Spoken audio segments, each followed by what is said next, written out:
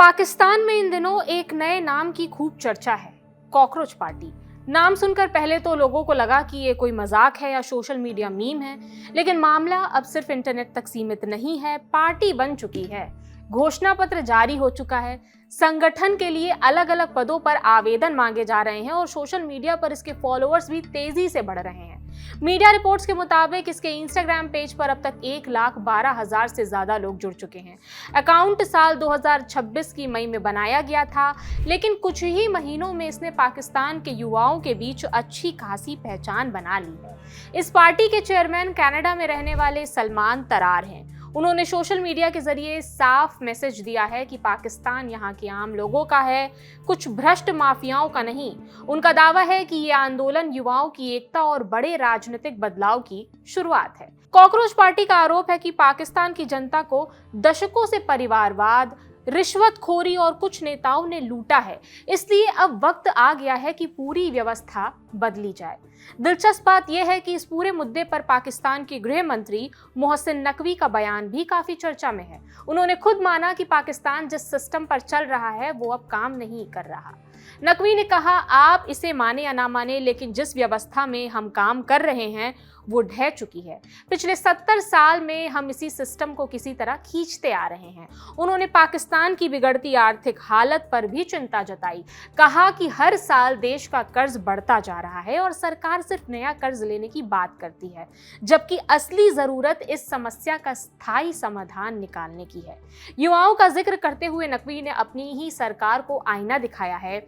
उन्होंने कहा कि हम अपने युवाओं को वो नहीं दे पा रहे जो वो चाहते हैं। आप उन्हें युवा कहे या कॉकरोच या कुछ भी कहे, लेकिन अगर ये कॉकरोच एकजुट हो गए तो सब कुछ पलट सकते हैं।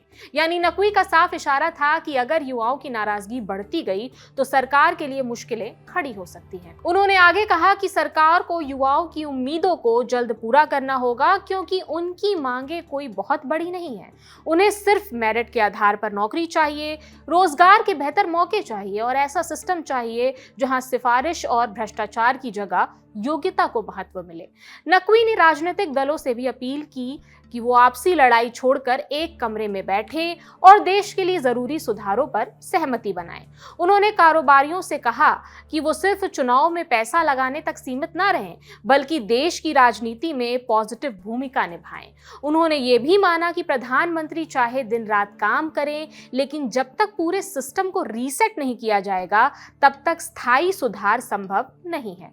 उधर कॉकरोच पार्टी सिर्फ बयानबाजी नहीं कर रही है, उसने अपना पूरा घोषणा पत्र जारी कर दिया है और संगठन को मजबूत करने के लिए अलग अलग पदों पर लोगों से आवेदन भी मांगे जा रहे हैं। यानी पार्टी खुद को एक संगठित राजनीतिक ताकत के रूप में पेश करने की कोशिश कर रही है। अब बात उस मुद्दे की जिसने पाकिस्तान की राजनीति में सबसे ज्यादा हलचल मचा दी है। कॉकरोच पार्टी ने अपने एजेंडे में पाकिस्तान के कब्जे वाले कश्मीर यानी पीओके का मुद्दा भी शामिल कर लिया है। पार्टी ने वहां कथित मानवाधिकार के उल्लंघन, दमन और स्थानीय लोगों की समस्याओं को लेकर खुलकर आवाज उठाई है। सोशल मीडिया पर भी पार्टी इस मुद्दे पर लगातार पोस्ट कर रही है।